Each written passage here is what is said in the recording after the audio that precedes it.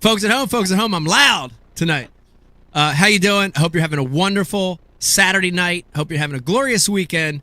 Welcome to a special impromptu Ike Live. Put this together last minute just for your viewing and listening pleasure.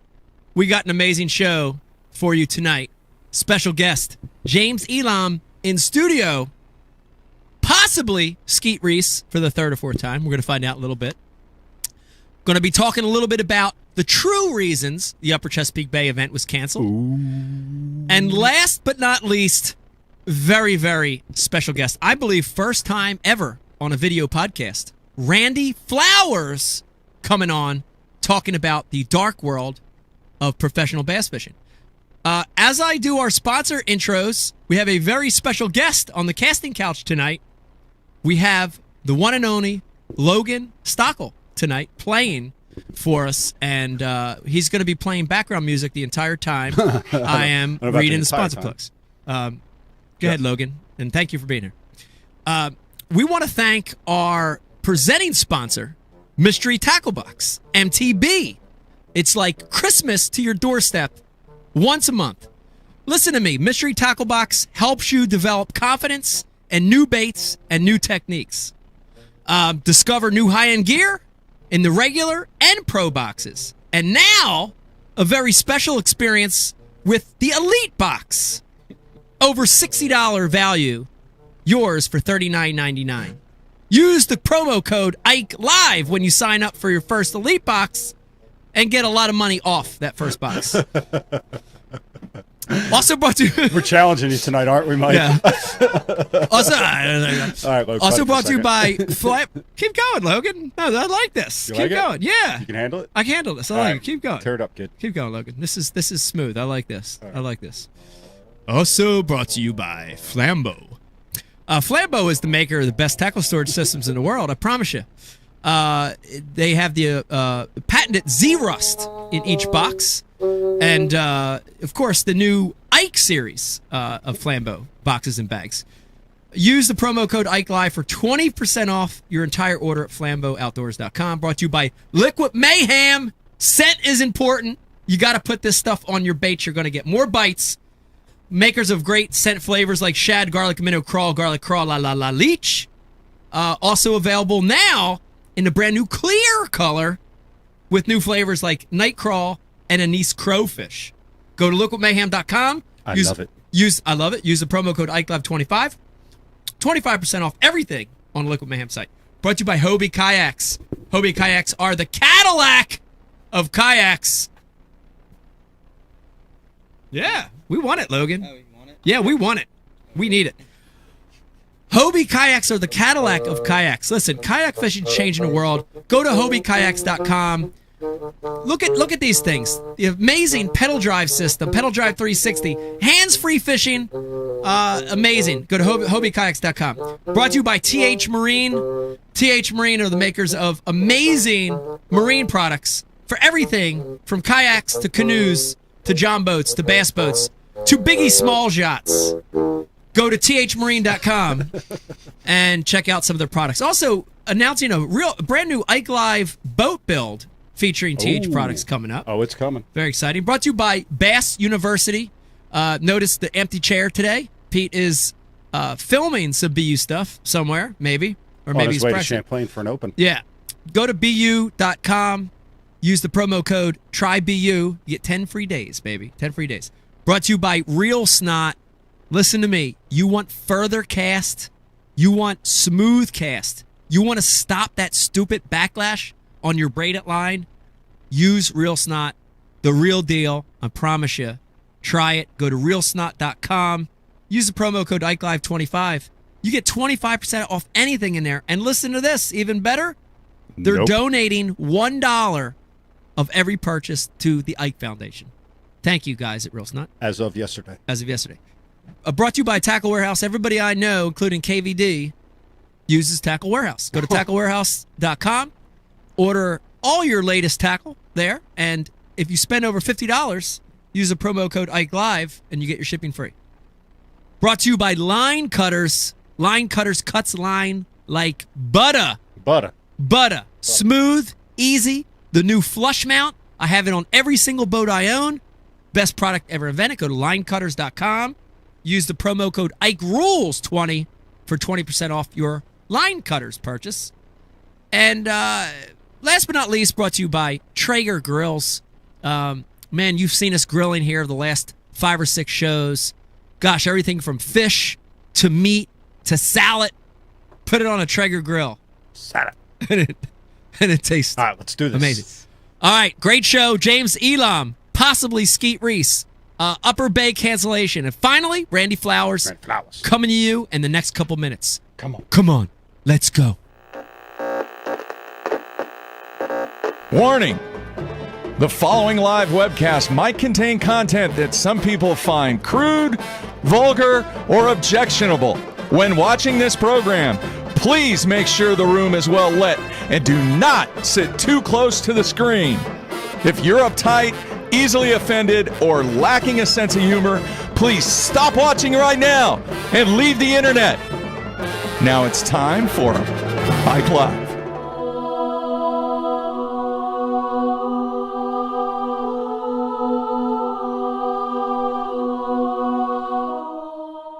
What is this foolishness? How many dreams can you shape in a minute, an hour? The kind of clean you like best. Lost 3 of my teeth, too. All right, so you lost. Next time you'll win. Steamy, hot, hearty, delicious, invigorating.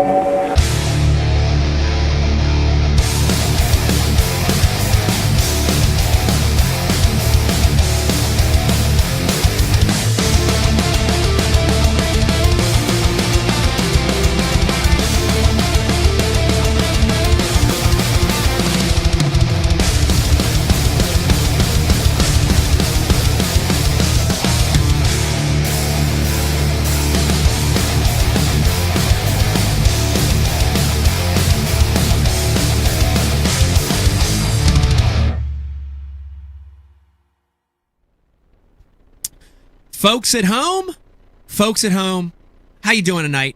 I hope you're having a wonderful Saturday. I know I am. It's a glorious weekend. Hope you got big plans this weekend. Hope you're going to do something safe and fun. We've got a great show in store for you tonight. I'm so excited. You're going to notice something right off the giddy. My normal co-host sitting to my right, the crust of the show, Pete Gluszek, is not here tonight. Pete is driving to Lake Champlain to prepare for the next Northern Open. Pete, if you're listening in tonight, we miss you already. Drive safe. Hope you have a great event next week. But even better than Pete Gluszek, our guest tonight, in-studio guest, instead of sitting on the casting couch, we've got him in beach chair tonight. And I'm so happy to have this guy in studio. He's been on the show before. The one and only James Elam joins us. James, how you doing tonight? I'm good. Yeah, happy to be here. Great to see you. I'm sorry I had to take Pete's place, but no, it's a good thing. Pete's kind of a pain in the ass anyway, so yeah. I'm glad you're here. James, we're going to have a great show tonight. We're going to be talking about a lot of stuff about you. We're going to be talking about Upper Chesapeake Bay, and we might get this Randy Flowers guy on the phone. I'm not sure, but it's going to be a great show. It's going to be exciting. That's going to be a highlight. It's going to be hot. Tonight on the casting couch, we have a very special in-studio guest. Brian the Carpenter, one of Brian the Carpenter's sons, the very talented Logan Stockel joins us tonight. Logan, how are you? Good to see you tonight. And thank you for bringing musical interest to it. What is this thing called again? It's a bassoon. It's an amazing instrument. Logan will be playing for us tonight on and off through some breaks, and I'm so excited to have a musical guest with us tonight. Logan, thank you for joining us tonight. Very excited. In the booth tonight are normal two knuckleheads creating a beautiful put-together show. Brian the Carpenter, how you doing tonight, Brian? Good to see you. Fantastic, eh? And your sidekick, Eric the intern, a.k.a. E, a.k.a. E-Rock. E-Rock, Squidward in the house tonight. Eggwork. How you doing tonight, guys? Doing good. Dude, you guys are almost becoming the famous duo of the South Jersey tournaments here. You talk about North Jersey, South Jersey. You guys are dominating some of these events. Well, I wouldn't go that far. Oh, okay. All right. I think Keith and I think the Cowans are dominating, but yeah. And Brian, you want to give competing with a them. special shout out? By the way, let everybody know Brian the Carpenter brought tonight an amazing Sicilian pie brought some stromboli Strombolis. and a couple other little Some mushroom mushrooms tips. and stuff. Amazing. You want to let everybody know who's that Johnny from? Johnny Valdez at Randazzo's Pizza. Randazzo's in the house. Shout out to Randazzo's. Thank you for the pizza tonight. Very, very good. Very tasty. It was lovely. Guys, we gotta. This is funny because we threw this show together unexpectedly. A lot of strange things happened in the last 3 or 4 days. But it allowed us, the beauty of some of that strange things, it allowed us to put together a last-minute Ike Live. Indeed. Hats off to Brian. Brian, thank you for putting this together in such short notice. You Yes. did a good job. Thank you for allowing it to happen, Mike. You're welcome. You're welcome. We should probably thank Becky and Becky. Heather, or actually more, for allowing this show to happen. Yeah, where are they at? They're out there. Thank you, guys. Wait, you have to ask me what I'm wearing. Oh. Becky's sitting down real quick. Heather, maybe you should come in, too. We'll have everybody on the couch tonight. Becky, how you doing tonight? Thanks for having me. Come on. Am I on? Oh, I'm on. Oh, my God, you're loud. Heather, come sit Come on, down, Heather. too. Come on. Come sit. Get the other headset. Wow, this is great, I was man. sitting on it. This is Here. very unique. We have two women, two beautiful ladies on the couch with us tonight at Ike Live. Bondage. This never happens. Miss We have a Rebecca? lot of ladies in here, but they're not technically women. They're just whiny. Yes, Miss Rebecca and What? Heather. Thank you guys. Thank you guys for being on. I'm going to ask both of you. What are you guys wearing tonight? Beck, we'll start with you. Who are you wearing tonight? I'm so excited. My clothing doesn't matter, but look at my gorgeous necklace. It's unique. Rick Klun's wife, Melissa. Melissa Klun. Melissa Klun has a jewelry company. She Yes? sells, I guess around Ava, but on Facebook as well. Yeah. Rural royalty. Rural royalty. That was hard to say. I'm sorry. Thank you. Rural royalty. Yes. Okay, everybody out there watching, Melissa Klun, the great Rick Klun's wife, making some amazing custom jewelry. I like it. Rural, what is it? Rural Royalty. Rural royalty. I don't James know why Elam, that's say so that hard to 3 say. times in a row. This as is fast my as you first can. champagne. That's tough. Rural royalty. Rural royalty. Rural royalty. Oh boy. Rule royalty. Rule royalty. He's not Rule saying it. royalty. Very. Is that too small? No, Or I no, mean, that or I mean was not good. small, but And slow. That as counts. an That counts. Ike Live Footwork. viewer, Yeah. you don't get a discount. No, you don't get any discount. But you don't need one because You don't. her stuff is so affordable. Is that right? It's beautiful. I think everything's like under $50 or something. It's gorgeous. wild. It's gorgeous. Heather, who are you wearing tonight? He's like, move on. Listen, I was not informed that I was going to be sitting here, so we'll leave it at that. Okay, I like the outfit. I think it's lovely. We're kind of, So whoever I you know are. we didn't do this same on color purpose. scheme. Yeah, white and black. It's good. It's good. It's very Thanks very for nice. black. Man, we got a great show. Before we get into the show, let me start as we always every Ike Live. I want to thank the military out there. I want to thank the veterans and active military men and women. Thank you guys for what you do. It's a crazy effing world. Also, shout out to all our policemen, our firemen, our EMT. Thank you guys. We appreciate your service. Man, Brian, let me say it again because there are people probably just tuning in right now that don't know this, but we've got James Elam sitting next to me right now. It's Yep. amazing. I love having guys in studio, not 1,000 miles away on Skype. We might get Skeet Reese. We're trying. Would you put this, Brian the Carpenter, at 50-50, 60-40, 70-30? Give me a percent. I like Well, to talk percents here. As of this morning, he said, "Yeah, let's do it." But I am 0 for 3 in my Skeet Reese attempts. This Okay. is try number, I think 4. So All right. Well, so that's a maybe. It's a big maybe. it's a definite maybe. It's a definite maybe. Okay. It's as good as I can call. Okay, it's a definite maybe. We're also going to be talking about digging into the recent Upper Chesapeake Bay postponement. Yep. Talking about some of the ins and outs of that, maybe some stuff you hadn't heard before. And then as a grand finale to the show, last but definitely not least, Randy Flowers joining us. And That's not Randy. No, that's not Randy. Mr. Flowers has already become an iconic name in the bass fishing world. We're going to be finding out who Randy is, a little bit about his background, and also he's going to be giving us insight into the dark world of professional fishing. What does that mean? What's the dark world of professional fishing? I don't know. Can everybody IM? Am I on? Can everybody IM what they would ask Randy Flowers? Yes. Because I want to know what the world wants to know from Yes. Randy All Flowers. right. So speaking of that, please, definitely we want to hear from you. If you've got questions, comments for any of our guests, including James Elam, Randy Flowers, whoever else, hit us up on the IM right there next to your screen. You could also hit us up on our social media feeds at Ike Live Show, Facebook, Instagram, and Twitter. Brian the Carpenter, We're giving away some amazing prizes, right, for great comments that come in tonight. Is that what you want to do? Yes, and also Okay. we're announcing the winner Yes, we of are our doing that. TH Marine Yes. contest that we ran last week. Yeah. And I'm going to get Eric and you guys to talk a little bit about that in a second. You want to hold on to that? You want to hold on to it? Or you want to kick it right off? No, let's hold on to that All for a right, little bit there it because I is. think that's exciting. Okay. So definitely want to hear from you guys. I want to start with James since you're kind of in Pete's seat. First of all, what does it feel like to be at Pete's seat right now? It was warm, you know. He had it broke in from the last show. What was it, just a week ago? It was actually less than a week ago, right? Because it was. But Pete wasn't here for that. Oh, Pete wasn't here for BU. So I just lied? Yeah, you're sitting on Ottifo, Kevin Short, and those two. Oh, And Ron Champion. Yeah. and Ron Champion. Wow, it's a lot of heat sitting in that It's a chair. lot of heat. Yeah. Oh, yeah. I'm Yeah. going to have to perform. You're gonna have to perform now. James, you were here today and the last few days hanging around after the cancellation, doing some work for Mullix, a media event for Mullix, working with some great writers, photographers, working with Mullix. How's it been working with Mullix products the last few days in this media event? It's been awesome. You know, today was easy because, you know, we go throw mullock stuff and catch bass. So that was the easy part. Where'd you fish today, by the way? Lake X. Lake X. Yeah, Oh, yeah. okay. I've So, heard of that place. No. I don't even know. Eric's smiling in the back. Look at him. We didn't throw anything. I gotta get back out there. We didn't throw anything pink today, Eric. That's a shame. You would have caught more fish. Hmm. I'm You just throw kind a of lot running of with pink? the pink thing at this point. It's crazy. You know. The mullock stuff, I got to tell you, James, you've been fishing it for a while, but this is your first official year with mullocks. Mm-hmm. Tell me, what, in your opinion, what's one of the strengths of some of the mullock stuff? Well, they're different. You know, when you throw a mullock lure, all the, you know, stuff that they got's just a little bit different than what's out there. And, you know, the Italian design's pretty neat. It's that's the main thing that stands everything apart. So they catch a lot of fish. So, you know, that in itself is the highest quality, I would say, is that they're a little bit different than everything else out there. Right. Great example of that. And Brian the Carpenter, you're going to be interested in this too. Got out there today, weightless plastics, wacky rig style plastics, you know, are phenomenal this time of the year. And I was throwing a pretty traditional looking one.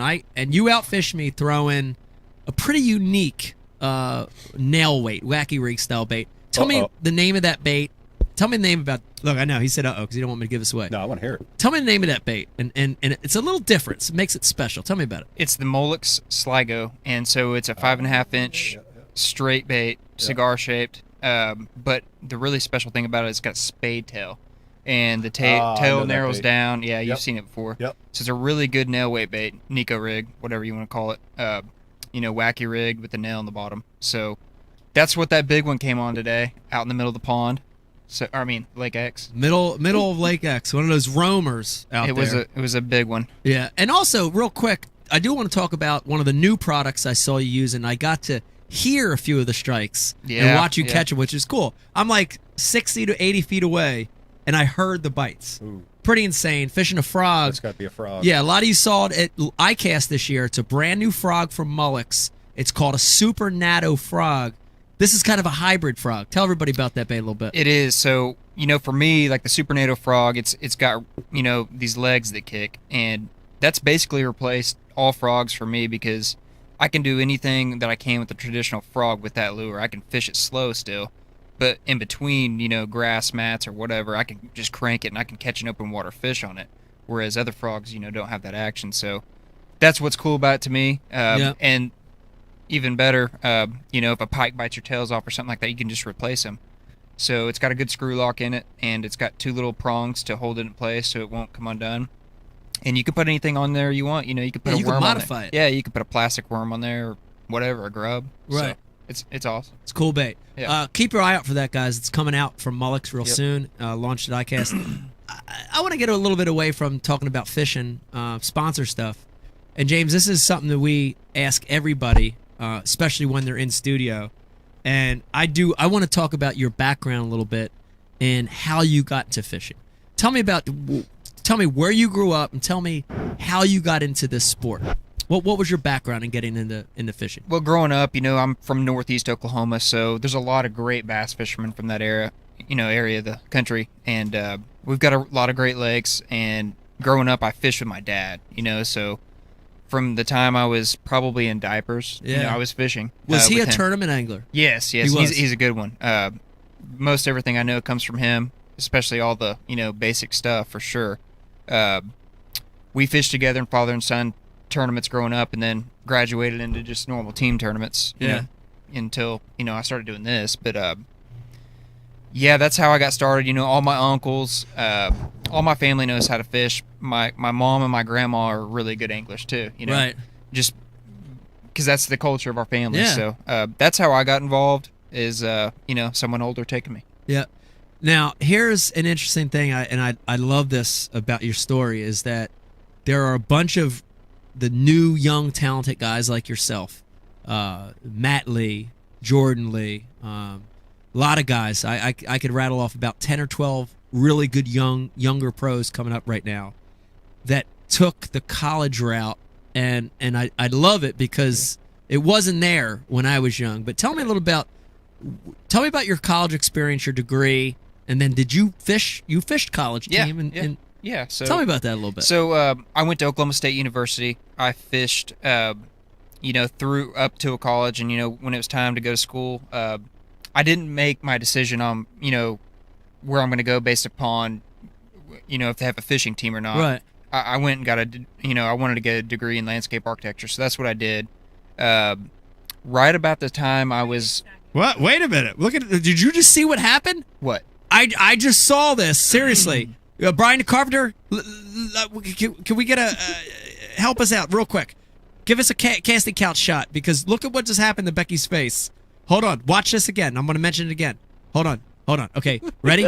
James Elam. What is your degree in from college? Landscape architecture. Oh my God! Look at it. It's her dream. It's her dream degree. I All saw- right, so every little kid wanted to be like a ballerina or a fireman. I was a little kid. I was Right. like, I want to be a landscape architect. Wow, that's Whoa! crazy. Small How about world. that? That's crazy. Beck. I did it. Yep. It's Can crazy. we play in the yard tomorrow? Oh, We man, told that's you we funny. were putting you to work, but you didn't know what ways. I did noticed you? all the landscaping outside. I had no, and I have no degree, so I just And randomly you do built it that all stuff. yourself. Yeah, I was telling Logan, I was like, look at this. They do this all themselves. with It's no sense. That's amazing. why Did a good stuff's job. falling over. Yeah, but stuff's falling apart. No, it Yeah, looks stuff's great. dying. You know. We, So we, Beck- kind of learn as we go. Yeah. Yeah, It Becky looks told me great. you guys spray paint trees and Oh, stick 'em in the everything. ground. Oh, yeah, weird- everything. weird stuff. Yard ornaments and Oh. but it's cool. I'm Who all knows? about it. Yeah, knows? it's Yeah. awesome. So a degree in landscape architecture, which Yes. doesn't necessarily translate directly to bass fishing, It but doesn't. But a lot of your classes, I'm sure, helped you in the long run. Yeah, well, I mean, the hard work, I guess, and I guess that carries over. Yeah. But actually, about the time I was a freshman is right when college fishing just got started. So about the time I'm a sophomore, we put a club together, about 4 guys. By the time I graduated, there was 40 of us, and we had probably Wow. like 12 boats. So Wow. I saw like the beginning and the evolution of the sport Yeah. in college. Yeah. So that was pretty neat, and fished some national championship tournaments. Yep. And got to fish some college tournaments. Wow. So Now, how much, looking back, that experience, fishing college tournaments, college teams, is that something you can look back on and say that was a huge help to what I do now, or was it just kind of a gradual learning piece? I would say it was both. It was definitely a gradual learning piece, but it got me to step out of my comfort zone. I never fished outside of like Arkansas and Texas, or Arkansas and Oklahoma. Got me out, different Right. lakes, different places around the country, and I could learn how to fish different places, which is really critical nowadays because we're all over the country. Yeah. So, yeah, that was probably the best thing about that. And then you meet a lot of people, you network, and that's all good. So Do you ever look back and say, man, I don't know if I should have did this. I wish I should have been a landscape architect. no. You're Yeah. enjoying what you're doing now. Now, It was tough to get a job when I got out of school. Yeah. So it Yeah. was around 2010. Now, do you ever look at a lake like Lake X today, look out there at that field of vegetation and just want to redesign it? Just move the hydrilla mat somewhere? Yeah, maybe add a little lily pad? Yeah, make it patchier. Get rid of that scummy black stuff that's, Oh, that's growing out there. You mean the pussy snot? Yeah, no. It's Black Death, Mike. Black the Death. Black Oh, Death. I'm sorry. The Black Death. Black Death. How's your Spanish, by the way? Used to be okay, but now I don't remember anything. Yeah, you're beat then. Yeah, Stick to fishing. Yeah, it's too late. I can't go back now. I'm in the trap. Yeah. You're caught in the trap. I'm in the trap. You are caught in the trap. Yeah. So you graduate college, and then you see this thing called professional fishing. You have your eye on it. What makes you jump into it? What's the deal? I mean, yeah, growing up as a young kid and angler, I always wanted to do that, of course. Fish seriously, but I always knew how hard it probably was to do that. I wasn't, reluctant to that. Yeah. I knew it was tough, so I never really set my goals on trying to, do that for sure. But what happened is the Bassmaster Classic came around to Grand Lake. Yep. And I tried to jackpot the opens to try to win one and fish it on Grand Lake because I fish Grand Lake all the time.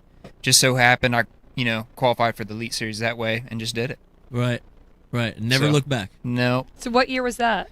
That was 2012 when I fished the opens and qualified for the Elites for the first year in the 2013 season. So.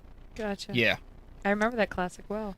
Yeah. Mike was right there. Tied for first. I had a good first day. I remember the weigh-in. I was sitting. I had a good first day, and then my bite kind of fizzled. A lot of it was I was affected by the boat traffic for sure. Yeah, but a lot of it was just I think that bite was fizzling. The bite that I was on. It's a tough time of year. Yeah, it is what it is. And that dog I think followed me because we heard the dog barking all day today. Yeah. Did you hear that thing whining out there? I did. It might have been the dog from Oklahoma. It's like you're haunted. I'm haunted by dogs. Yeah. Irv.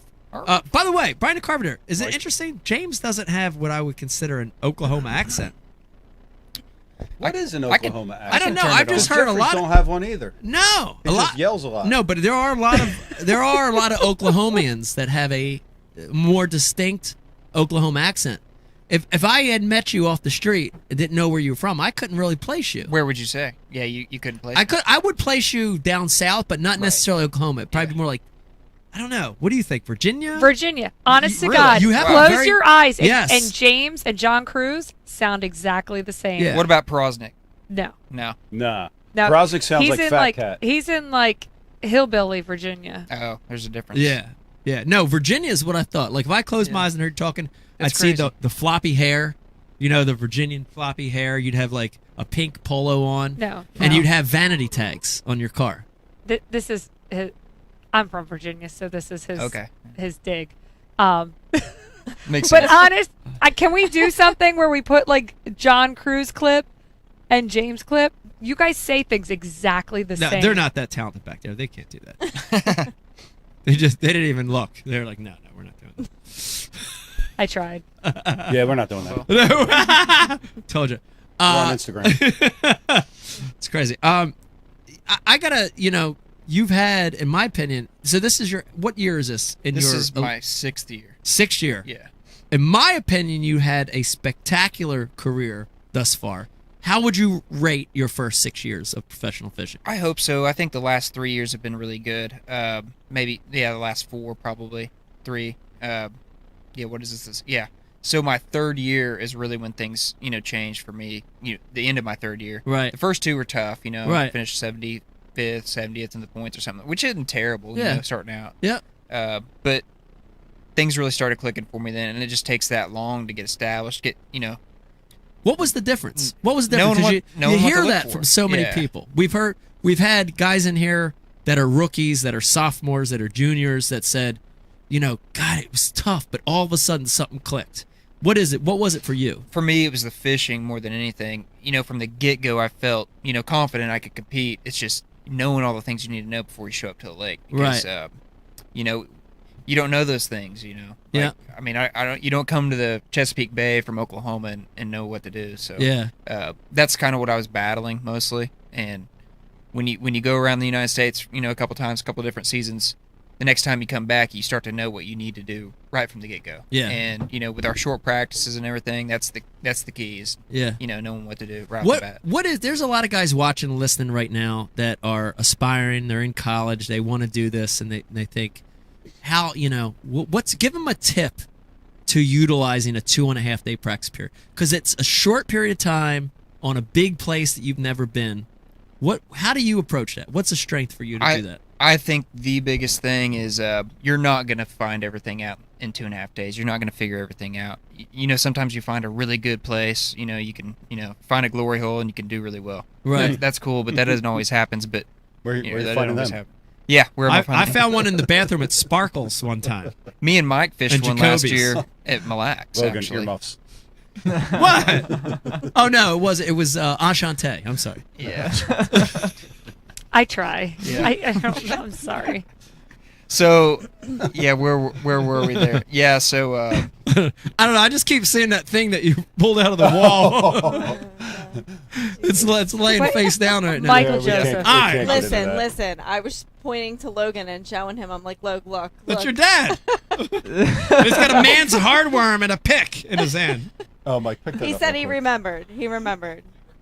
Yeah, he recognized the paws. It's definitely right. So creepy. And by the way, James, somebody on the IM board, who suggested that? Tommy. Go ahead. Tommy would like you to redesign Dave Brozik's hairline when you get a chance.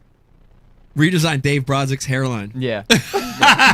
with your landscape architect. With your degree. That's yeah, a good one. correct. okay. So short practice. Don't try to fish at all. Yeah, well, no, yeah, that's the thing. Well, no, yeah, gotta fish hard, Fish hard. just like you do. So, figure out as much as you can in practice, but a lot of that comes down to in the tournament, keeping an open mind and Right. practicing during the tournament. Fishing So, free. Yeah. Yes. So Yeah. that's a big deal for me, is just being confident in that, not worrying about trying to figure it all out. Then. Yeah. But you gotta have something go off, and just being pretty good with your guessing before you get there. You know, pick a couple areas and you can't do too much. Yeah. So. Yeah. We've actually, it's funny because we've ended up in the same spot a few times in the Yeah. last few years. Yeah. I when we had you on before, I mentioned, I know a lot of guys remember that we ended up in the same spot at Mille Lacs at the AOY Championship. Mhm. Man, it was nice because you kind of allowed me to fish around and we shared water really good. And I appreciate that because that was a big reason I think welcome. I got to the Classic that year. And we ended up at the same place at Hawaii this year, which was interesting. I almost started there, but you know what I mean? Yeah. I don't know if you started there. I didn't start there. I started a lot of other places, and I got there probably 20 minutes before you did. And how many did you catch? Three I or four? caught one off of all those boulders. Yeah. I caught one Four, off yeah. of each of those four big boulders. Yeah. But And- they were pound and a halfers. They weren't big Right. ones. Yeah. But yeah, I didn't know how big a fish they were, but Right. yeah, that's good to know. Yeah, they weren't big ones. Yeah, that's but in that tournament it was a big boost. for Yeah, me. But you know, that boulder deal was a dying deal. Once you caught a fish off It was a boulder, dying Yeah, deal. there wasn't a new one coming. So. No, they were they post spawners with fry or were I they? think so. Yeah. You know, I caught the first day. I caught 4 fish off of boulders. Actual fish I'd caught in practice, and they even had the hook mark in them and everything. Wow, So, same fish. Yeah, so they had to be some kind of post spawn. They were Yeah. hanging around garden. Yeah. Surely. Yeah, So. interesting. I want to switch gears here a little bit, Brian the Carpenter, and I want to get your take on the sport in general. I want to hear it because we hear so much on Ike Live from veterans of the sport who say, man, I've been fishing 20 years, 25 years, and here's the state of the sport. I'd actually like to get it from your perspective. You're one of the young guys. You've been in it 6 years. You're going to be here another 15 or 20 years. I hope so. Yeah, you'll be here another 15 or 20 years. What's your take right now on the state of the sport? I honestly, for me, something that I do is I try to stay out of a lot of the talk and chatter and stuff like that, and I try to just fish, as hard as I can, and try to make the best decisions I can. That's one thing about fishing in itself, and this, and as a professional, is you don't know the future of the sport. Sometimes you Right. don't know where it's heading, Right. and I don't feel like I really do know the answer to that. So, that's something that is scary. If you want to do this for a living, that's something you need to know. Yeah. Because you don't ever. There's no guarantees. Right.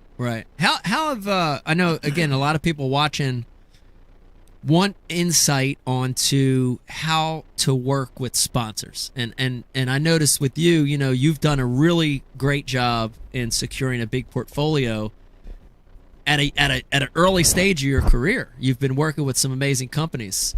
Give guys some insight on how you've done such a good job at that. Yeah, so that's the hardest thing, sometimes, starting off, and I didn't have that help, from everybody starting off. Right. Of course, you do have to get out there and catch fish and do things right, and the rest comes. Yeah. But you know, Daylight Donuts was really, really critical for me. Yeah. In the beginning, big supporter. Yeah, so they supported me my rookie season. Yeah. And I'm still with them today. Wow. So that's been a really big deal for me. Yeah. And one of the biggest. So. By the way, if there's somebody watching right now and they want to get a Daylight donut, Daylight Donuts, yeah, they're all over the U.S. All over the U.S. Yeah. How can they get a hold of a donut? They go to the donut shop early in the morning. Okay. So Daylight Donuts is the supplier of donut places, or are they the? They have little stores all over. Little the stores. US. Okay. Yeah. So cool. just like any other donut shop, you know, that you've seen around. Man. But yeah, they're really good. Eric glazed, likes pink donuts. Glazed are great. The bear claws are great. Yeah. Brian Carpenter. Oh, we got a question on the IM board. Yeah. Someone wants to know how much Biffle sold you those shorts for. Are they short? It's because I'm Daddy Longlegs over here. I don't think they're Biffle short. Not bad. The people think they are. No. Therefore, they are. I don't see any junk hanging out. Biffle's the actual stuff's hanging out. I don't see anything hanging. All right. Well, it's the night is young. The night is young. Yeah. All right. Here's the other thing, Brian Carpenter. I want to tell you something that's very interesting, and I saw it when I fished side by side with James last year in the Mille Lacs Championship. I saw it today on the water, and I want to talk about this. I want to get, James, I want to get your take, and I want to get Brian, Eric, everybody. I want to get everybody's take on this. The different styles of fishing, and let me go into this. I can vividly remember being at Mille Lacs, and I'd look over, and we had this amazing morning spot where we started, and I'm talking about 4 legitimate 4 to maybe sometimes 5 pound smallmouths. And I would look over at James. He'd be hooked up, sometimes on a spinning rod, and just so calm. Yes. Almost to the point where you didn't even know he had a fish on, right, bro? Like fighting this fish. And it's a giant. And he's just taking his time, no emotion, just very calm, relaxed, and gets the smallmouth in the boat. Same thing today. I looked over there. I watched him catch a lot of 4 and 5 pounders today. Just you wouldn't even know he had a fish on. Just calm. Yeah. And dude, and for me, it's I can remember being at Mille Lacs, dude. I hook a 3.5 pounder. I'm running around. I'm panicking. I'm like, oh god, he's gonna come up. He's gonna come up. And oh no, he's got one treble hook, and I'm just running, and I'm frantic every time I hook a fish. Yes. Dude, it's so different, the styles of fishing. I got to be honest with you. I think I like from a standpoint of being good at this in the sport and being more effective. I think you got a better strategy, right? Because you're calm. Maybe, yeah. You're the highs might not be as high, but the lows aren't as low, right? You're just even. That's a fact. You're just even, and nobody I think, gets as high or as low as you. No, and that's a good thing. I think the evenness of that makes you a more solid angler, right? Yeah. But tell me a little bit about that, because I noticed that. Is that something you try to do? Yeah. Okay. I've learned to do that. All right, tell me about that. I guess it's like a thing I've adapted to in some way, because starting out, you have a lot of bad things happen to you. Your first 2 years, you miss cuts because of one fish at the end of the day. After the second day, that happened to me. It really happened to me probably like 4 times the second year, and that really kicks you and beats you down. So you got to learn how to not let that stuff bother you that much, and if you can stay on a moderate, even keel line, you're better off, I think, and that's the best for me. Trying not to just, if you lose one, you lose one. Right. You know what I mean? And it's still, it bugs you, but it's going to happen, I guess. And, going crazy for me, like, that doesn't, I just try to pay all, full attention to a fish, especially smallmouth. I'll fight them till they're done. And then I try to get them in. But, yeah, I don't know. It's just what I do, I guess. It's awesome. Brian, get your thoughts on that, man. Is it better to be even keeled, or is it better to have those extreme highs and lows? Everybody's I try to stay even keeled, especially when fighting. Can't hear you. Fish. I say, oh boy, here we go. I pushed that damn button. You're calm. I've noticed that. I've really tried to stay calm when fighting a fish these days. It's something like James was saying that I really try to focus on. Fight the fish, let the fish wear himself out.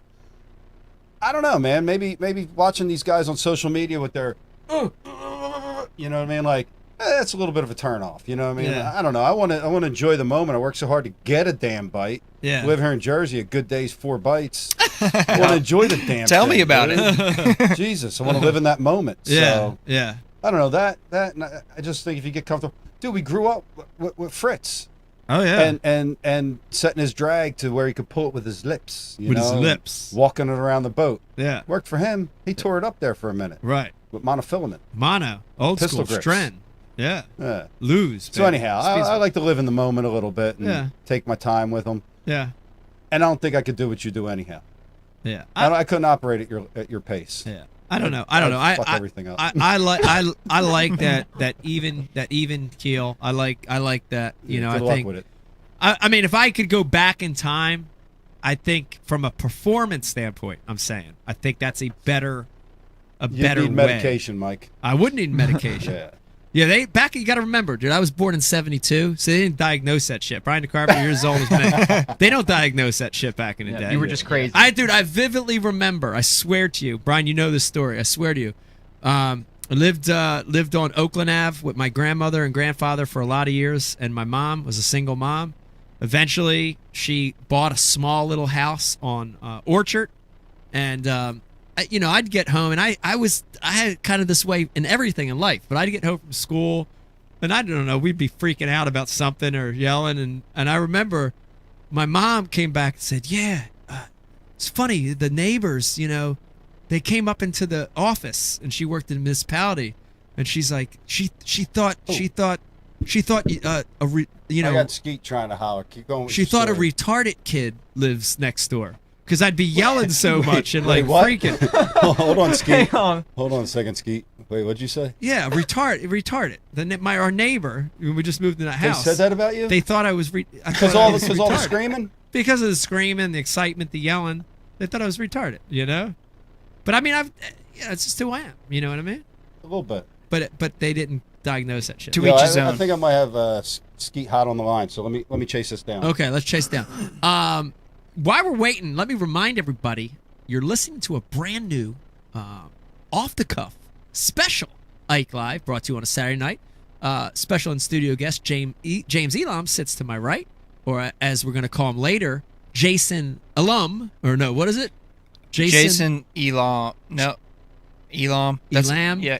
No, it's Elam. That's how you say Elam. Oh, okay. But he says it Elam. Elam. Jason Elam. No, he said Elon with an N. Elon. Oh, Elon. Yeah. Jason Elon. Jason. You're going to Elon. get that a little later in the show. Yeah. We want to hear from you. Hit us up on the IM. Eric the intern, what do we got coming through? We got anything good besides the short jokes? A lot of people asking about Randy. It seems like the hype for Randy is real right now. The hype is real. The hype is Definitely real. The hype is real for Randy. The hype is so real. Everyone wants to know, Alright, so who he let's- is. All right, here we go. What are we doing?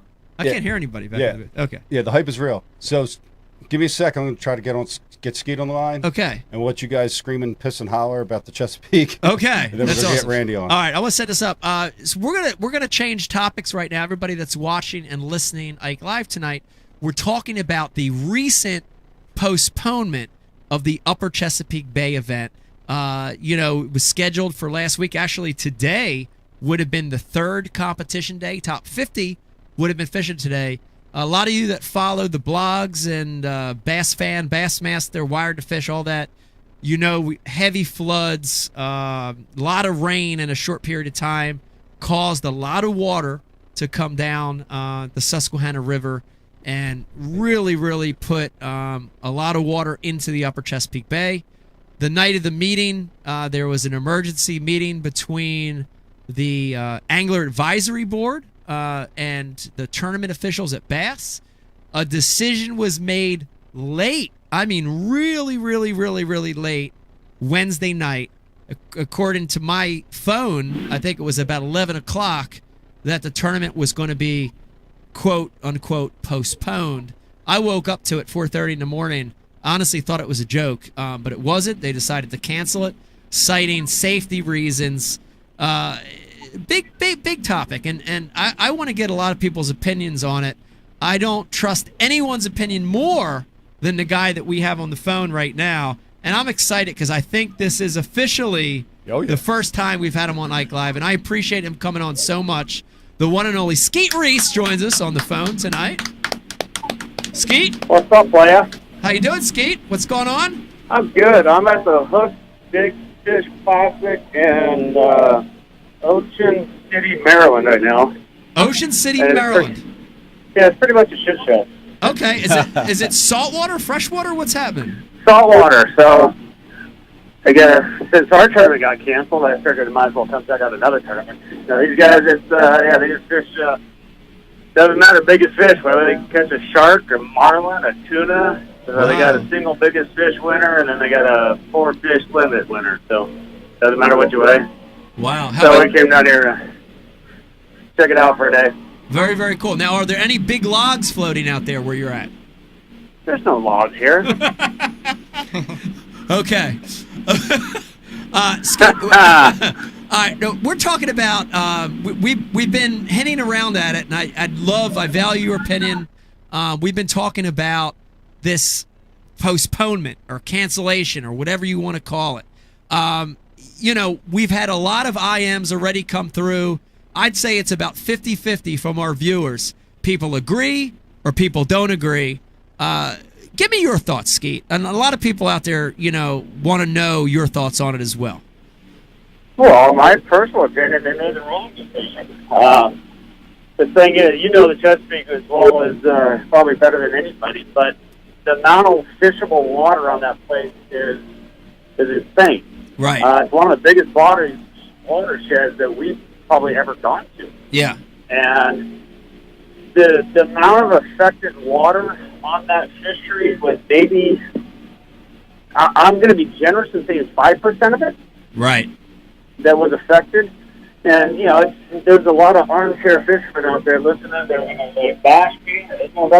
That's fine. But until you're actually out there in the water and you're fishing for a living, you don't understand anything.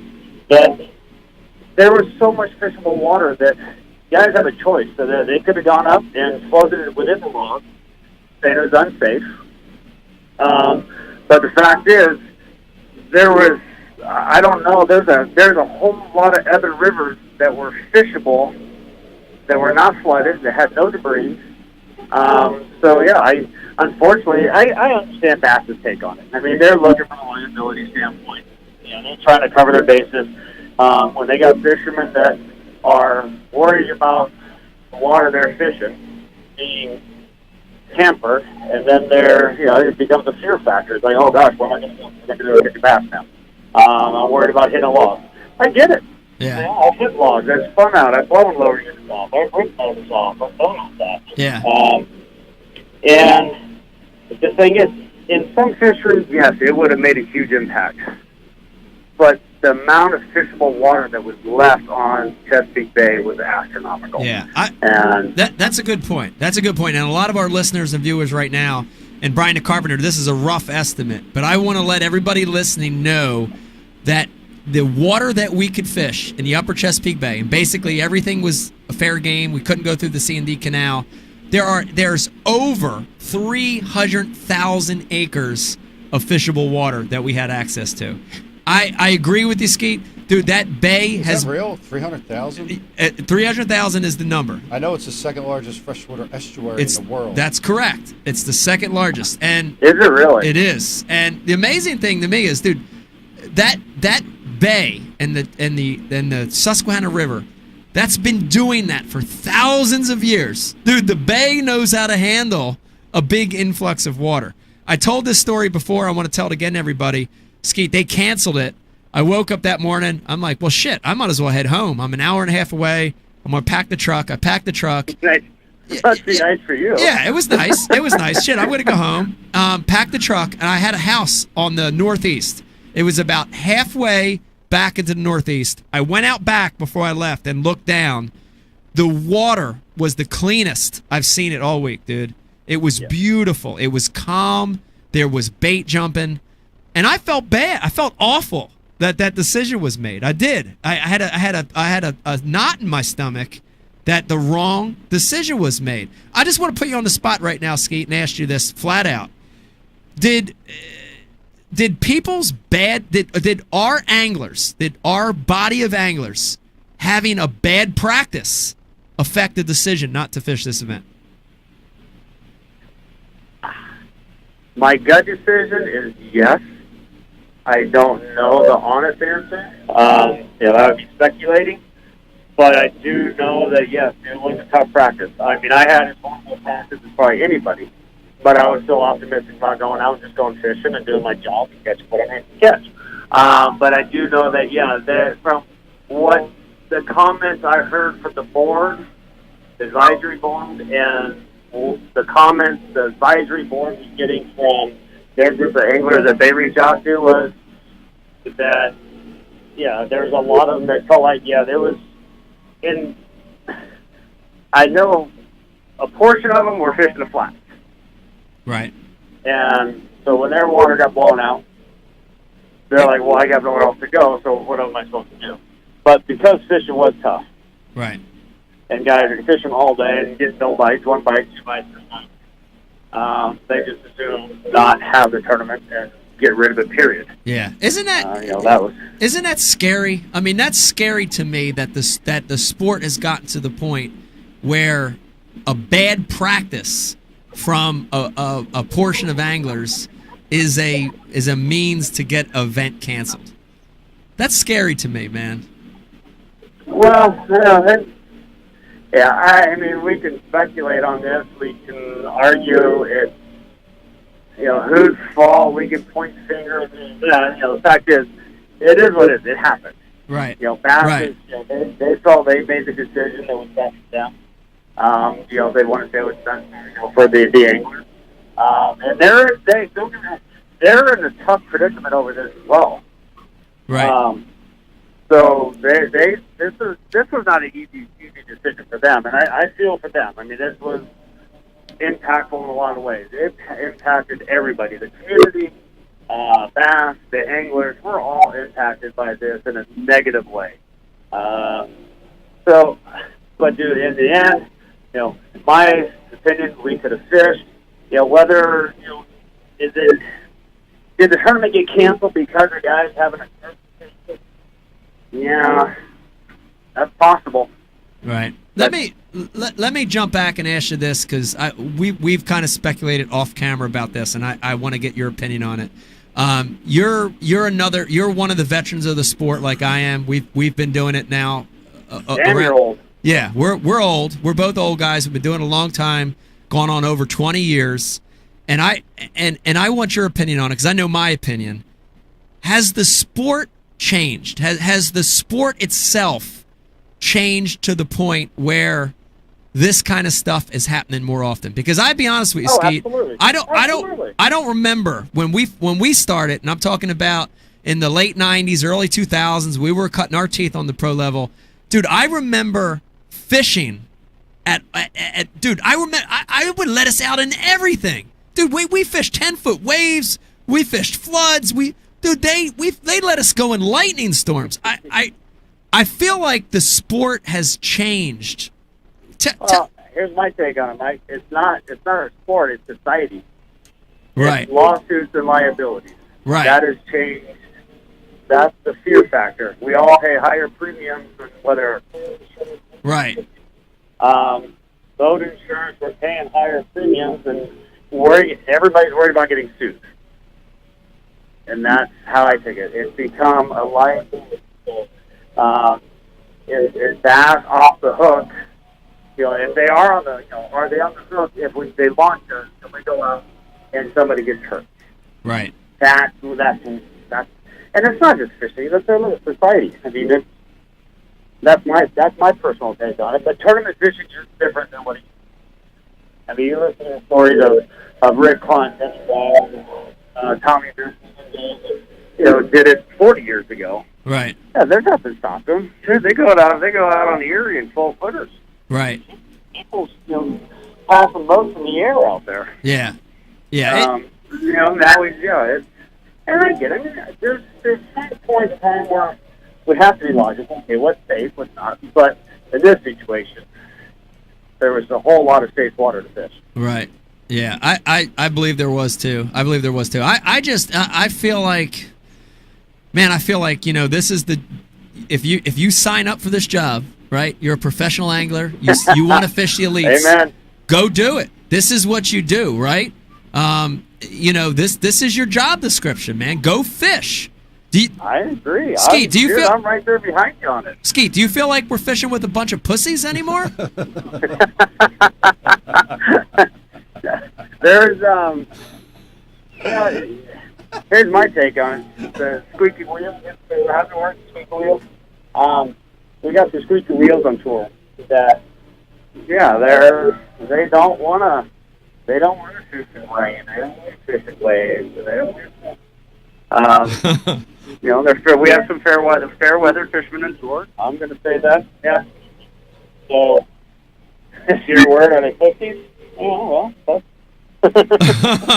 All right, James Elam, you're sitting right next to me. Why Skeet's on the phone? I do want to get your take too. James. Yeah. Was it the right thing? Flavor Flav. Hey, you should see Flavor Flav's watch. Yeah, Flavor James. Flavor James? Flavor James. I didn't bring the gold Flavor watch. James, he's got a watch, ladies and gentlemen. It's like, remember old Flavor Flav? Oh, yeah. Yeah. Flavor, he's watch about as big as Flav. We talking about diamonds in the bezel? No diamonds in the bezel. Just gold. All gold. All gold. Okay. I didn't know if you were like Ish Monroe, diamonds in the bezel stuff. No. Okay. No. James, was it the right thing or the wrong thing to cancel this event? So the Bay, I think there's two sides to it. Obviously, the main area, a lot of people are going to fish. There's going to be a lot of danger there. There's going to be a lot of logs and potentially, some logs that were underwater, which we usually don't see most places. In most floods, waterlogged logs you don't see. And from a fisherman's perspective, doing what we do, you and Skeet. James, don't waffle on me. Yeah, if we, what's waffling anyways? Blueberry waffle. Blueberry? Yeah. Huh. So if we throw somebody out of the boat, we're liable for that. So that's something that, I'd be concerned for. Everybody's concerned out there for. But isn't that something that's a possibility in every event we fish? It is. It certainly is. And you try to be as safe as you can be, but that can happen anywhere. Right. Rough water, hard turns, anything like that. But in this scenario, there was a lot of floating debris and all that stuff. So I feel like Skeet, we could have fished most certainly. I feel like especially like the elk and the sassafras were pretty clean. There were other areas too that it just seemed like there probably were areas that you could have gone and not been in a harmful place. Right.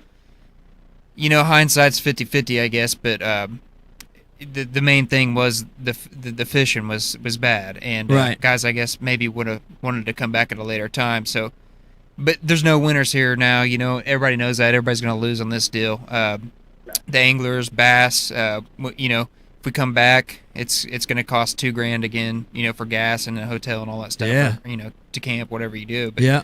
And, first and second and third place are going to make money and everybody else is going to lose. Right. Skeet, let me ask you this real quick too. Here's the other thing that caught my eye, and I wanted to see if you saw this too. Do you feel like I don't know the right word? Brian the Carpenter, you got a dictionary there. Was bass semi deceitful? Maybe it's not the right word, or maybe cover up. I don't know what the right word here is. I'm looking for the right word. Post cancellation, misleading might be the right word. Was Bass a little misleading when they sent up media guys way up the Susquehanna the day it was canceled to show floating debris 2 bridges up the Susquehanna? Did Peter get used? Yeah. So as a fan of the sport and as an angler and watching it, that's how I took it. They set themselves up to be able to make the decision, right, and justify their decision. That's how I interpret it, and that's my interpretation. I could be completely wrong on it, but yeah, when they show pictures of logs in the river, way upriver, flooded and nasty and chocolate, that for the rest of the world that has never seen a Chesapeake Bay, that's what they see, right, and that's all. Yeah, that is the dangerous thing. Yes, if you ran up there. There was a lot of logs to hit up there. Right. But like I said, it's the other 290,000 acres of the Chesapeake Bay that wasn't affected then. So I still believe that. I mean, it was kind of I read it like you did. It was like, they're just kind of preempting their decision. I saw a whole lot of pictures of the gates at the Conowingo Dam. And for those of you listening and watching, Brian the Carpenter knows you can't get 10 miles near the Conowingo Dam in a regular bass boat. It's rapids up there. Well, you can now. You can now, right. Just dodge along to get there. Maybe that's where it would have been won. Do you remember the Alabama River? Yeah, the Alabama River is a great example. They let us fish in that flood. And those guys went way up to they went. That was like white water. Yeah, that was the craziest. What's the difference? Situation I think I've ever seen in tournament fishing. Guys running up there. The difference is probably what happened on Okeechobee. Okeechobee was maybe a defining moment this year for canceling events. Yeah, could have been. I think that you're still feeling a rippling effect from that. Yeah, and yeah, so it's a good point. There's probably truth from that, and I mean, it's a good point. There's reality in that. There's a hard part to swallow and accept is that we've had trouble, and something like that is definitely and that's a liability. Nobody wants to be put back in that situation to be liable for that, be accountable for something like that happening again. Yeah, I agree. All right, Skeet, one more thing, and we're gonna let you go. I know you've got a lot of stuff going on. I got mahi tacos on the table. All right. Yeah, we're gonna let you get back to mahi because that sounds good. I do want to real quick before you go. What do we do now? Okay, it's water under the bridge. It's over. We got to accept the decision Bass made. It's done with. What do we do now? I know a lot of people on our IM right now and our instant messaging, they're lighting up about what are the options to reschedule. Let me get your take on this, because the big thing that came out of the Sabine River, and James, you remember, is they didn't take the anglers into account whatsoever when rescheduling the Sabine River. No. What's going to happen now? I now? know where you're going with this. So here's the thing on it. Okay. We don't absorb the cost of coming back here. So I think the smartest thing to do, in my opinion, is we go fish Waddington, and the full field goes to AOY. Right. So we make the AOY event the last and final event, traditional event. It's a paid entry fee, and your top 50 is ends after the AOY event. I think that's a really good idea. How big is Chatu? Is that the name of it? Now that's I don't even know how to pronounce it, but that's the only thing. I don't know if that lake's capable of fishing on it. That's we are now, but to me that it's kind of it's a bonus event put in there. Let's carry those other the remaining fields into that event. Yeah. It becomes a double.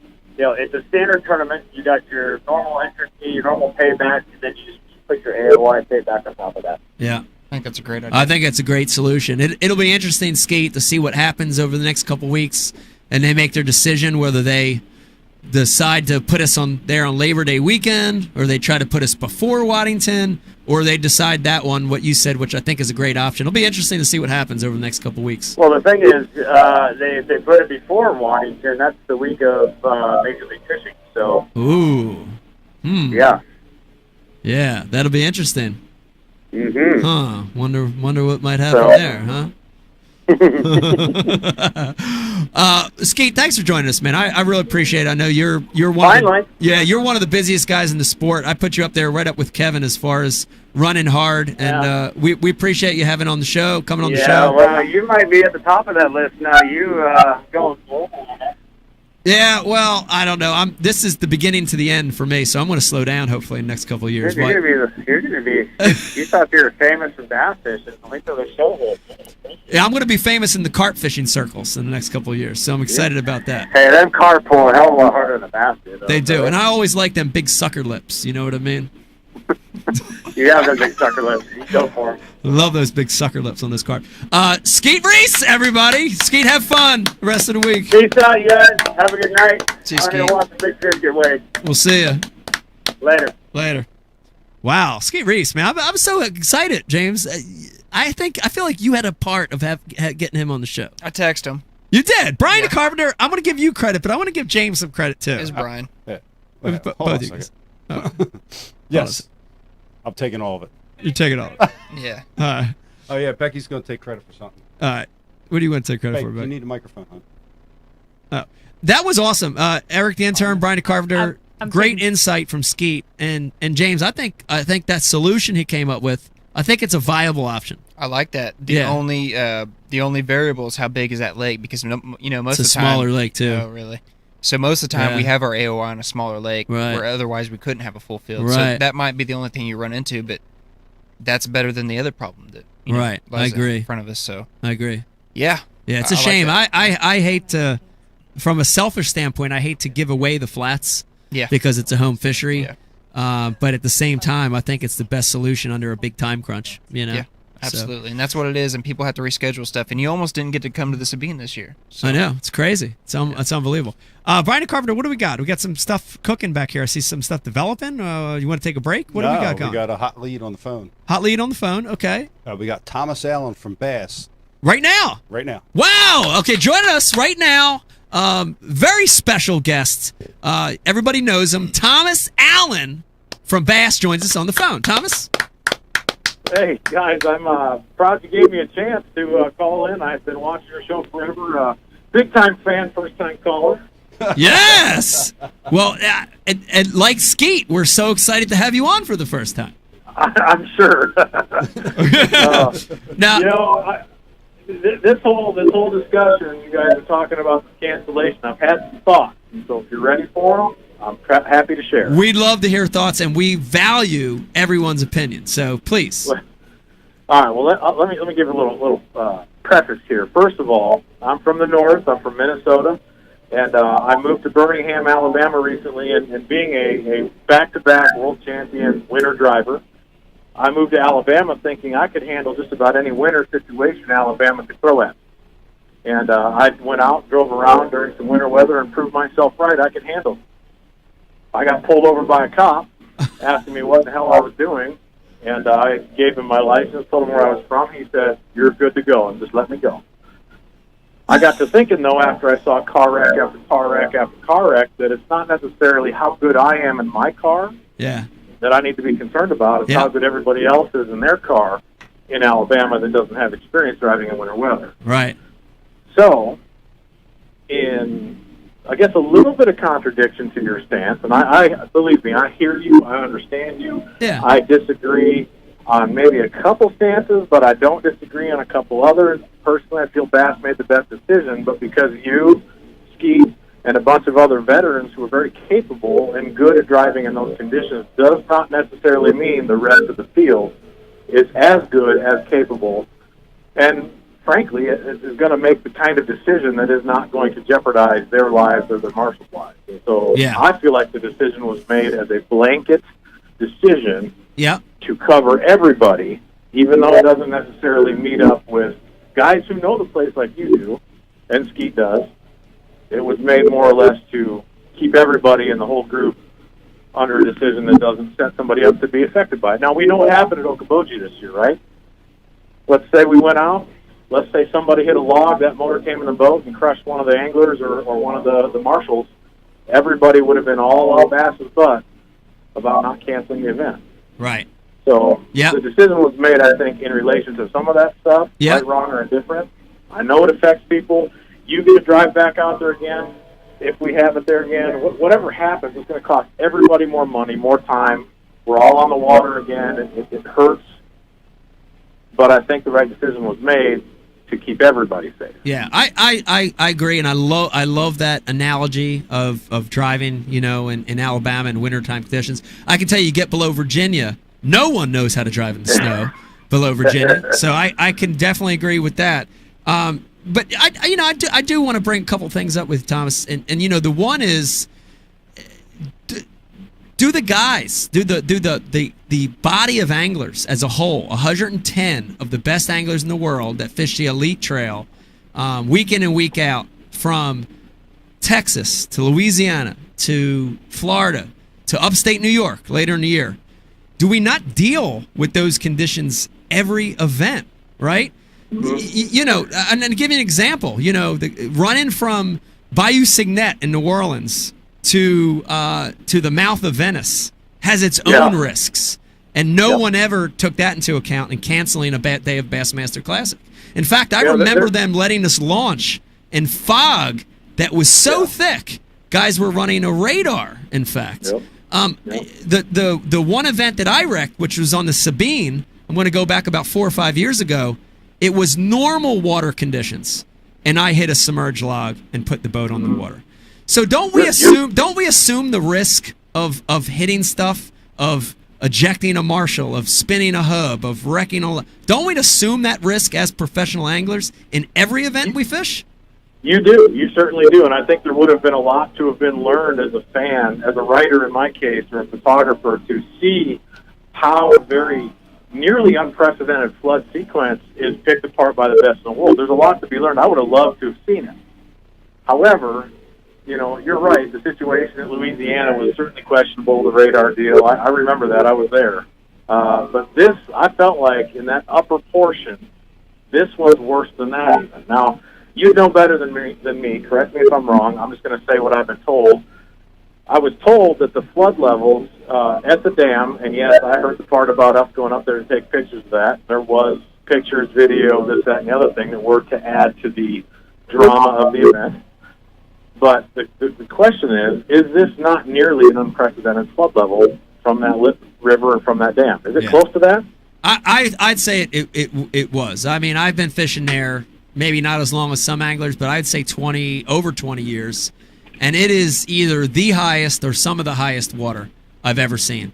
But once again, the water influx and level that you see in the Susquehanna itself is completely different had you run to the Chester River or Sassafras River or the Elk River, because of the sheer mass of the upper bay absorbing that influx of water, right? So marinas that may be underwater 2 bridges up the Susquehanna, in the Sassafras, it might just look like a normal high tide up there, and you wouldn't even notice. You know, I think there's a part of this too that's worth mentioning, is that it was also the current conditions were in high concern, but also the potential future conditions were also in concern. I was sitting on the tarmac waiting to take off out of Baltimore, and a rainstorm came through that had purple and white in it. And I was just curious. I'm a little bit of a weather nut. I looked back when I got home. That rain dumped 4.5 inches of water in that area and its path. And so some of those rivers to the south were swollen. They were getting ugly. They had a lot of debris in them.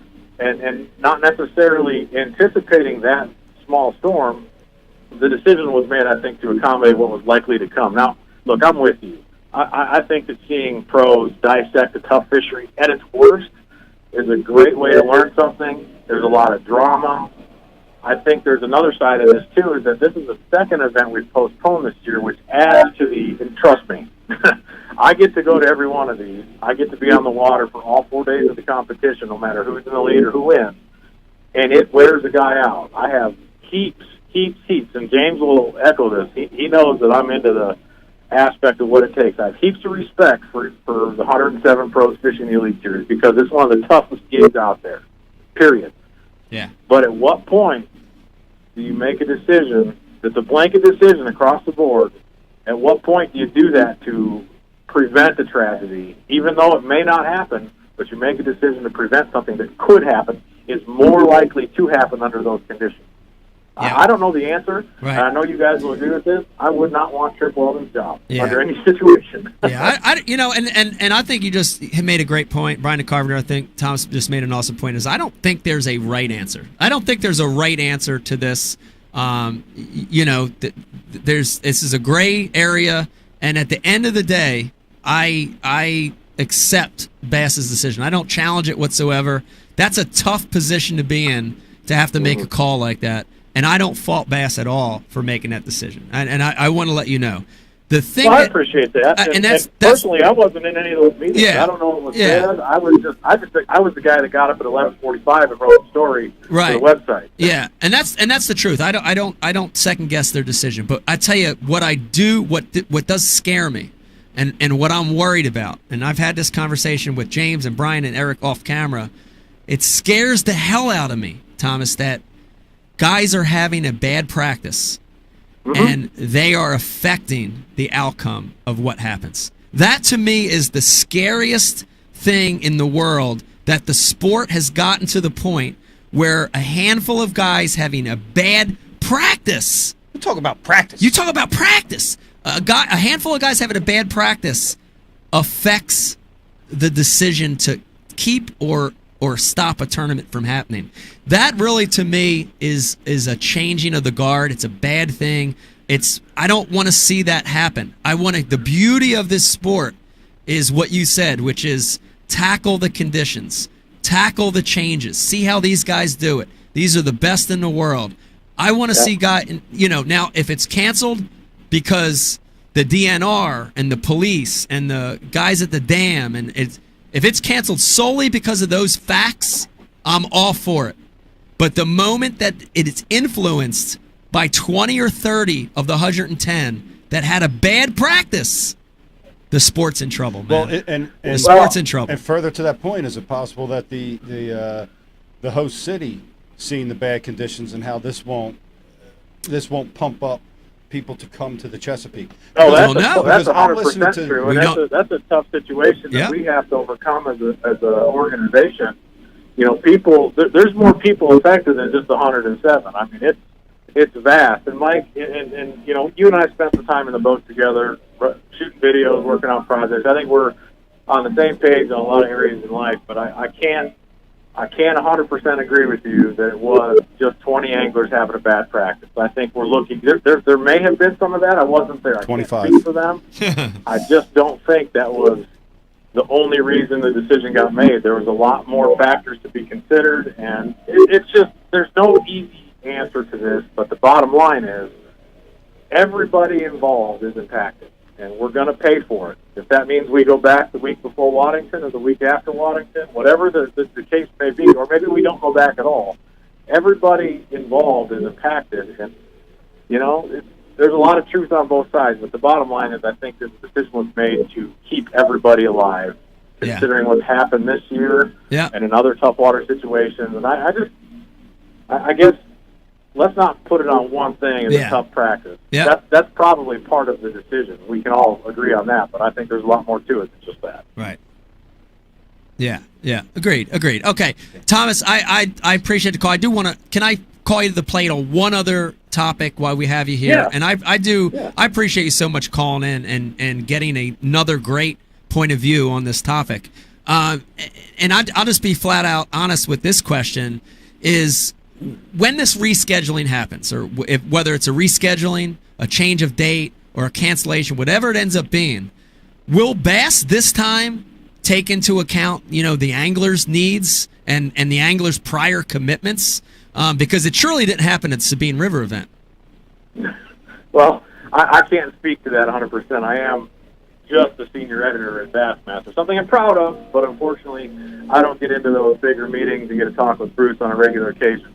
But I think that here's what I would suggest, and I said this to James yesterday.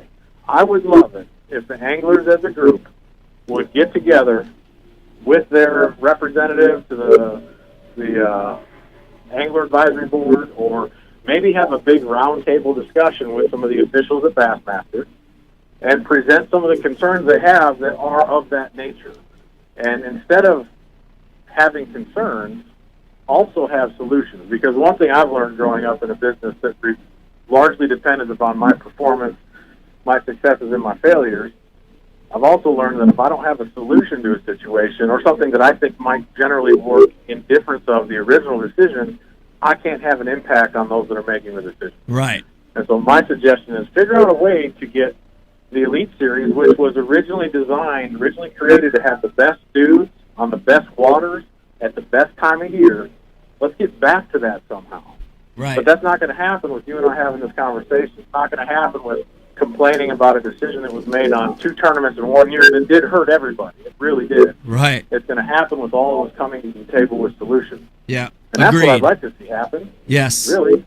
Totally agree, Thomas. It's funny, as you said that, I'm looking at our this Ike Live Facebook IM coming through, and we have just a comment from a viewer tonight, and it's Randy Flowers says the solution to this situation is to fire Mike Malone. You know what? I got one last thing to say, and I'm going to let you get to the legend himself, because I've been logged on to listen to Randy Flowers. Everyone else. Yeah.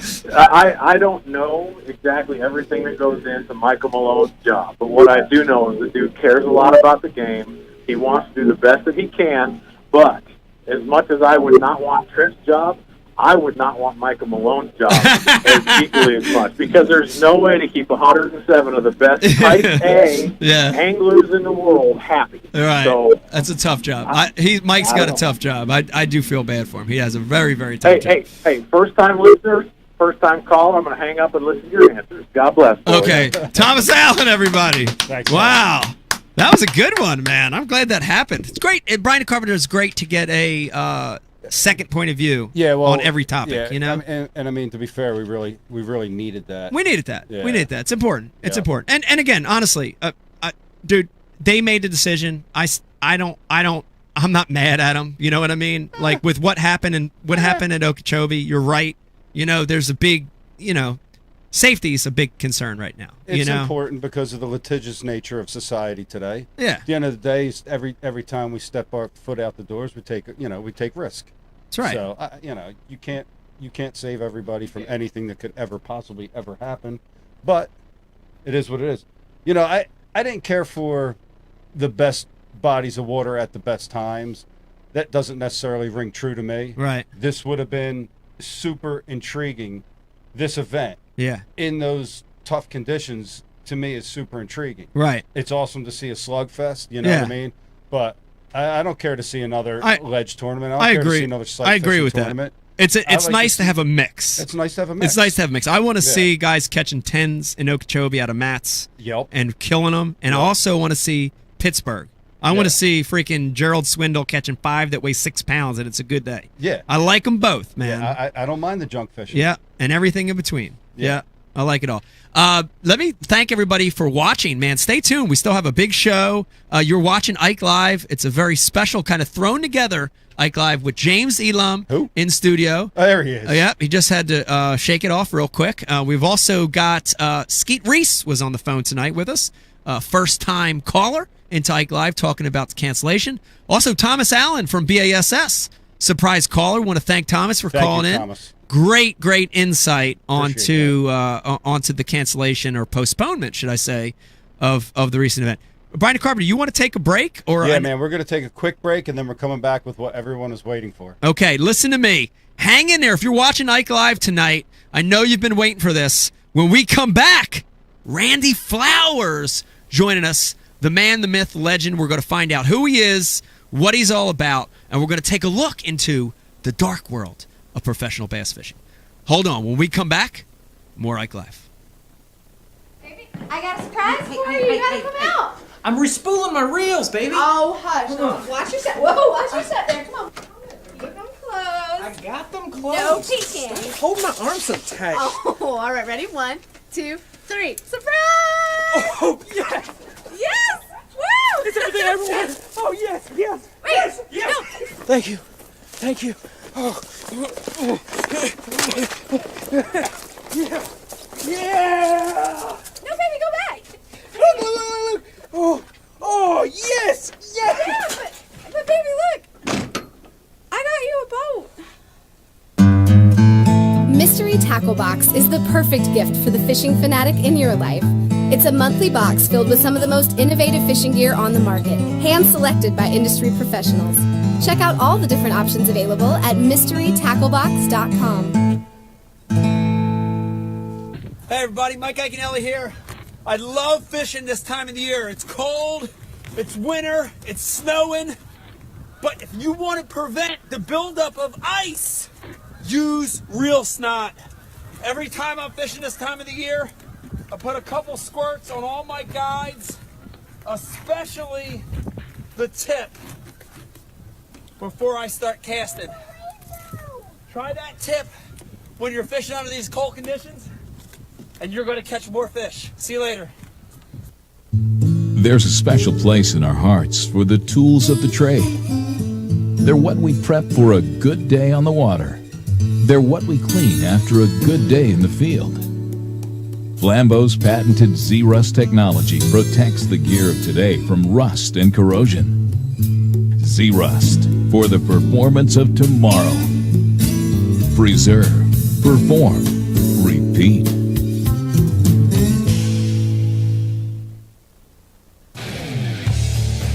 You work hard to catch your fish. TH Marine has 2 products to ensure your fish survive. The Oxygenator injects 100% pure oxygen into your live well. That increases fish survival by 35%. For the perfect combo, add G-Juice Live Well treatment. It calms fish, stops bleeding, removes ammonia, and replaces slime coat. Get an Oxygenator and G-Juice and keep your fish alive.